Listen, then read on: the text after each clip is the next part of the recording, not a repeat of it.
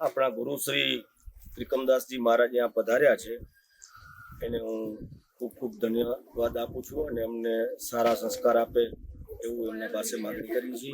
ત્યારબાદ પરમ પૂજ્ય શ્રી ભગવાનદાસજી મહારાજ એ પણ પધાર્યા છે અને એમને પણ આપણે આવકારીએ છીએ અને એ આપણે સતત આશીર્વચન આપે જ છે। તો આગળની વાત કરું તો અમારા ગામથી આવેલા આ બાલ સભાના છોકરાઓને પણ હું ખૂબ ખૂબ ધન્યવાદ કહું છું। આજે મારે આંગણે આવી અને આજે મહેમાન રહ્યા છે એ બદલ હું એમને ખૂબ ધન્યવાદ અને સાથે એના કાર્યકર્તા જે છે એમનો પણ હું આભાર માનું છું અને ગામમાંથી આવેલા તમામ ભાઈઓને પણ હું આભાર માનું છું અને સારું કાર્ય કરતા રહો એવી શુભકામના છે। પછી વાત રહી મારી માણસ બને માણસ છે સ્વાર્થી છે, હું તો કહું છું છે એમાં ના નથી, પણ ખીચડીની અંદર નમક પડે ને એટલા સુધી વાંધો નથી, પણ ખીચડી જેટલો નમક પડે ને તો ખીચડી દાજી જાય।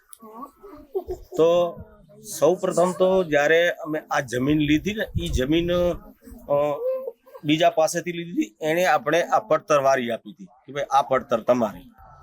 એટલે અમારો પ્રકાશ છોકરો છે આમાં આપણે આજથી ટ્રેક્ટર દોડશું નહીં, એટલે એ 4 એકર જમીન રાખી દીધી। આપણે રતનાલ ગૌશાળાની જમીન આપી, ગૌશાળા વાળાએ બાઉન્ડ્રી પણ એમણે બનાવી છે અને ગયા વર્ષે આવા જ ટાઈમે આપણે માધવબાગ તરીકે નામ નાખી અને એની અંદર 108 રોપા અત્યારે વાવેલા છે અને એ આવડાવડા મોટા પણ થઈ રહ્યા છે। એમાં પછી આપણે જવાનું છે।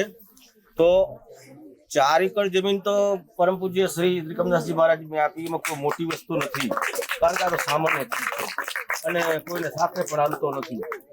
હવે મારી એક એવી પણ ઈચ્છા છે કે વિદ્યા ભારતી જે અહીંયા કાર્યક્રમ ચાલી રહ્યો છે, જે શિશુ મંદિર આપણે કહીએ છીએ, એની 1 થી 8 ધોરણ સુધી અહીંયા કણે નિશાળ છે, સ્કૂલ છે ને પછી એ ત્યાં હાઈસ્કૂલમાં જાય। તો હવે બીજો મારો તમને એ પણ સજેશન છે કે તમને આટલા 25 એકર જમીનમાં જ્યાં તમને 7 વારવારી ખપે તો 7 વારવારી અને એમ જ પડતર ખપતું હોય તો પડતર, એની અંદર સ્કૂલ બને એવા મારો અંતરની લાગણી છે। જ્યારે બનાવે ત્યારે અને બનાવશે એટલે હું એને 1 જ મિનિટમાં એ જ્યાં કહેશે કે અહીંયા અમારે સ્કૂલ બનાવી છે અહીંયાથી હું એમને જમીન ફાળવીશ।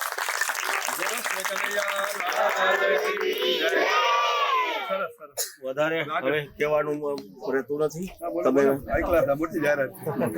જમીન માટે તો આપણે અહીંયા પ્રોબ્લેમ છે ગૌચરની, તો આપણે બધા જોઈએ છીએ અને છે જ પ્રોબ્લેમ, કોઈ મોટી વસ્તુ નથી, કારણ કે અમે પણ ચોખા દૂધમાંથી ધોયેલા તો નથી ને, અમે એમ કહીએ કે અમે દૂધમાં ધોયેલા છીએ એ નથી, પણ ખીચડીમાં નમક પડે એટલું કરો તો સારી વાત છે। તો પરમ પૂજ્યને મારા શ્રીએ પણ સજેશન આપ્યો હતો કે આવું ગોઠવો અને સ્કૂલ બનતી હોય તો મારે ગમે તે જગ્યાએ બનાવે એમાં પણ મારો હાકાર છે અને ભગવાનદાસે પણ આપણે આશીર્વાદ આપ્યા અને એમણે પણ એવું જ કીધું કે ભાઈ ગાય આધારિત ખેતી કરો।